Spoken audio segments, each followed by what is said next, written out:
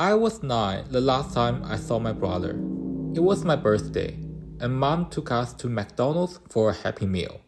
He ran straight into the play place, this massive, sprawling structure with tunnels and slides that smelled like plastic and old fries. At some point, I realized I hadn't seen him in a while. I climbed through the tunnels, calling his name, my fingers sticky from ketchup, but he wasn't there.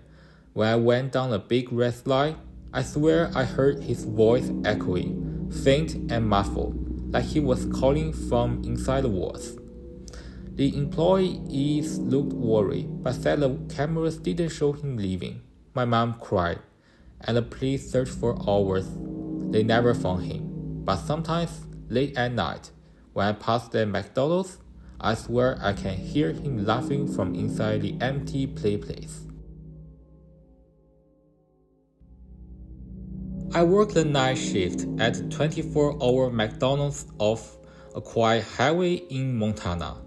It's mostly truckers and drunks, but one night, around 3 a.m., a man walked in wearing a suit 2 sizes too small. His skin looked wrong, waxy almost.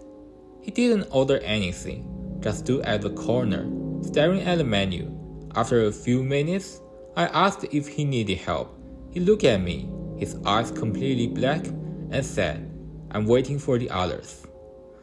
I locked myself in the freezer and called the police. When they arrived, the guy was gone, but they found wet footprints leading out the back door and a pile of human teeth in a McNugget box on one of the tables. I used to work at a McDonald's in a small town in Ohio. One night, my co-worker, Sam, was cleaning the fire when he slipped. His arm went into the oil up to the elbow and he started screaming. We pulled him out, but his skin wasn't burned. It looked dissolved, like something had stripped it away in seconds. He kept saying he saw faces in the oil, eyes blinking up at him from the bubbling grease. The fire was replaced the next day, and we weren't allowed to talk about what happened. But I never forgot the smile, not of burning flesh, but something sour and metallic, like blood. I was 6 when I had my birthday party at McDonald's. They had a guy dressed as Ronald McDonald walking around, taking pictures with the kids.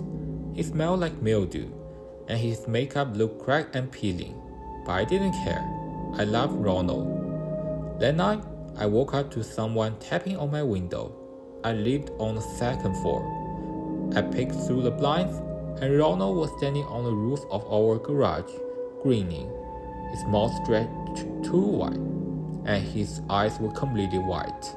He waved at me and whispered, "I never leave my friends."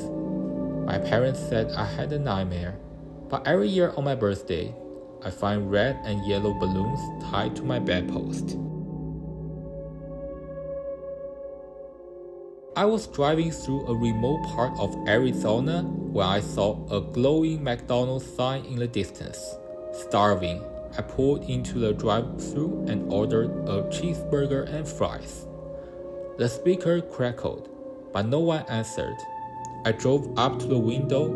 The lights were on, the fires bubbling, but the whole place was empty. The food was ready on the counter, so I grabbed it and drove off. The burger was ice cold. When I bit into it, something sharp pierced my tongue. I spit it out and found a tiny bone shard. When I looked in the rear view mirror, the McDonald's was gone. Just a stretch of desert, silent and empty. But the bag of fries was still on my passenger seat, and they were still warm.